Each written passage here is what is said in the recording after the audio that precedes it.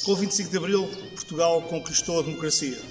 É na sua plenitude que se alcança o poder local, o grande responsável pelo desenvolvimento e infraestruturação básica de todo o território nacional. Por isso, apesar das imperfeições de todos os dias, precisamos de ultrapassar. Eu sempre direi: viva a democracia, viva Portugal, viva Miranda!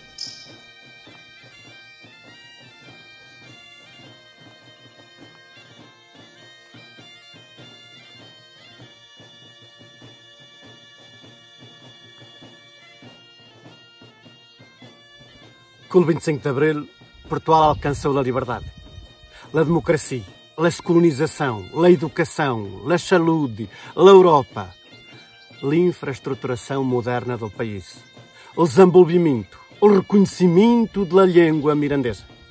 Ainda precisamos aprofundar a coesão e justiça social, a coesão e justiça territorial.